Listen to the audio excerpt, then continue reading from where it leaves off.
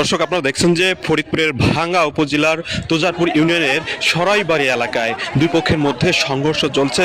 তবে দর্শক, যেটি জানা গেছে যে এই সরাইবাড়ি গ্রামের তালুকদার গ্রুপ এবং খান গ্রুপ মধ্যে দীর্ঘদিন ধরে আধিপত্য বিস্তার নিয়ে কিন্তু বিভিন্ন সময় সংঘর্ষ সহ বিভিন্ন ঘটনা ঘটে আসছে। সেই ধারাবাহিকতায় গত 2 দিন আগে জমিজমা সংক্রান্ত বিরোধে কিন্তু এই খান গ্রুপের এক লোককে তালুকদার গ্রুপ মারধর করে। সেই প্রেক্ষিতে কিন্তু গত 2 দিন যাবৎ তাদের মধ্যে সংঘর্ষের ঘটনা ঘটে আসছে এবং এমনকি ঘরবাড়ি ভাঙচুর সহ লুটপাটের ঘটনা ঘটছে। সেই ধারাবাহিকতায় কিন্তু সেই ঘটনার জের ধরে আজ সকাল থেকেই, অর্থাৎ মঙ্গলবার সকাল থেকে দীর্ঘ 4 ঘন্টা ব্যাপী তারা দেশীয় ঢাল অস্ত্র, দেশীয় ঢাল সরকি নিয়ে মুখোমুখি অবস্থান করেন এবং এমনকি তারা হেলমেট পরেও কিন্তু অবস্থান করেন। দর্শক, এই ঘটনায় 25 জনের মতো আহত হওয়ার খবর পাওয়া গেছে।